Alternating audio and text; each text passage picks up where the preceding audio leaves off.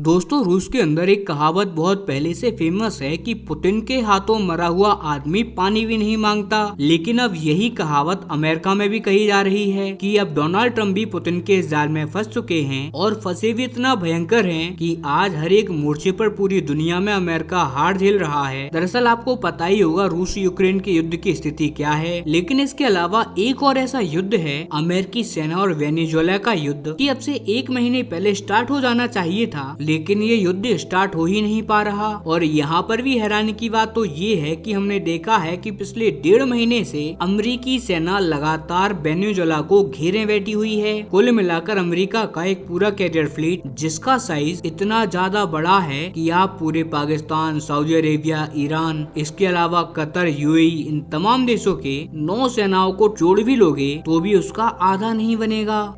इतने सारे युद्धपोत और लड़ाकू विमान इस टाइम पर वेनेजुएला के मुंह पर उनके सिर के ऊपर खड़े हुए हैं अपना फन फैला के, लेकिन वो अटैक नहीं कर पा रहे। इवन वेनेजुएला को वो बहुत उकसाने की कोशिश भी कर रहे हैं। कभी वो उनके मछुआरों की बोट उड़ा देते हैं तो कभी उनके तस्करों को उड़ा देते हैं, लेकिन अभी तक अमेरिकी नौसेना में इतनी हिम्मत नहीं आ पा रही कि वो अपने इस विशाल ताकतवर जंगी बेड़े का इस्तेमाल करके वेनेजुएला के ऊपर एक सीधा हमला भी कर पाए। और उसके पीछे का कारण अब जाके हमें पता लगा है। दरअसल आप जरा आपकी स्क्रीन पर देखिए, वेनेजुएला के राष्ट्रपति निकोलस ने बयान दिया है कि हमारे पास रूस के द्वारा प्रोवाइड करवाई गई 5000 से भी ज्यादा मिसाइल इस टाइम पर हैं और इन तमाम मिसाइल इस टाइम पर हम तैनात कर चुके हैं और बस एक सिंगल क्लिक में ही वो तमाम मिसाइलों को छोड़ दिया जाएगा। और वो तमाम मिसाइलें ज्यादातर एंटी एयरक्राफ्ट मिसाइलें हैं और एंटी शिप मिसाइलें। यानी कि वेनेजुएला के राष्ट्रपति ने ये बात साफ साफ कर दी है कि हम जानते हैं कि हम अमेरिका को तो नहीं हरा पाएंगे, लेकिन रूस के राष्ट्रपति ने हमें इतनी फायर पावर दे दी है कि हम इस पूरे जंगी बेड़े को तबाह कर देंगे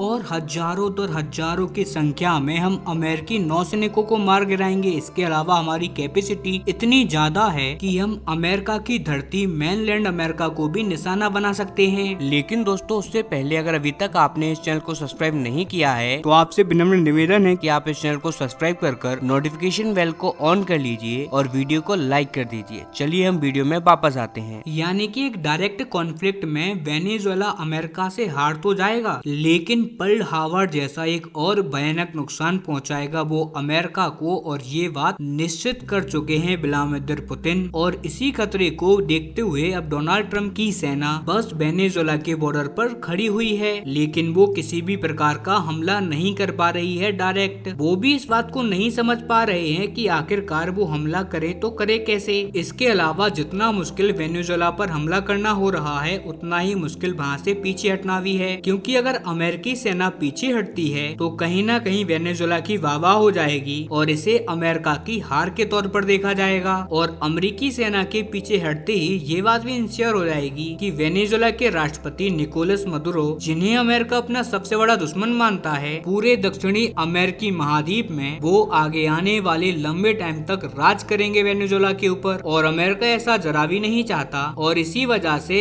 अब वेनेजुएला का संकट ना ही अमेरिका के लिए निगलते बन रहा है और ना ही उगलते। और इसका कारण कोई और नहीं रूस के राष्ट्रपति व्लादिमीर पुतिन हैं, जिन्होंने अपने तर्कस से बस एक तीर चला है, बस एक चाल उन्होंने ऐसी चल दी है जिसने अमेरिका को इस तरीके से अपने चक्रव्यूह में फंसाया है कि अब अमेरिकी राष्ट्रपति डोनाल्ड ट्रंप का जो एक सपना था कि वो वेनेजुएला को निकोलस मदुरो को हटाएंगे और वेनेजुएला के अंदर अपनी एक ऐसी सरकार बिठाएंगे जो कि अमेरिका की पपेट बन जाएगी। और फिर इस अमेरिका की कठपुतली के जरिए ही वेनेजुएला का जो अथाह कच्चा तेल है, जिन लोगों को अभी तक नहीं पता मैं बता दूं कि वेनेजुएला के पास में पूरी धरती के सबसे बड़े कच्चे तेल के भंडार मौजूद हैं। अमेरिका उन्हीं को पाने का ख्वाब देखता है और अब वो पूरे ख्वाब मिट्टी में मिल जाएंगे। इस बात को डोनाल्ड ट्रंप के सपने को चकनाचूर करने का पुतिन ने सक्सेसफुली कंसीडर्ड कर दिया है। और इससे डोनाल्ड ट्रंप कितने ज्यादा चिड़े हुए हैं आप बस इसी बात से अंदाजा लगा लीजिए कि हाल ही में बुडापेस्ट के अंदर पुतिन और राष्ट्रपति ट्रंप की बैठक होने वाली थी यूक्रेन को लेकर, लेकिन डोनाल्ड ट्रंप ना तो वहां गए बल्कि उन्होंने इस पूरी बैठक को स्थगित कर दिया है। इवन रूस के खिलाफ अतिरिक्त प्रतिबंध लगाने की भी कार्यवाही करने की बात कह दी है, ऐलान कर दिया है। लेकिन पुतिन के ऊपर प्रतिबंधों का असर क्या होता है ये बात मैं भी जानता हूँ, आप भी जानते हो, डोनाल्ड ट्रंप और अमेरिका भी जानता है। ये तमाम टैरिफ बस रूस के लिए सांकेतिक बन के रह गए हैं। रूस की जो पॉलिटिकल मास्टर क्लास है उसे ये सैंक्शंस कभी भी और कहीं भी नहीं रोक सकते। हालांकि देखने वाली बात ये होगी कि पुतिन के इस साल की कार्ड अमेरिका क्या निकालता है। क्या वो अभी भी वेनेजुएला के ऊपर हमला करेगा या बस चुपचाप अपने कदम पीछे खींच लेगा। खैर जो भी होगा मैं आपको लगातार अपडेट दूंगा, इसीलिए आप इस चैनल को सब्सक्राइब करें, वीडियो को लाइक करें। हम मिलते हैं अपनी नई वीडियो में, तब तक के लिए नमस्कार, जय हिंद।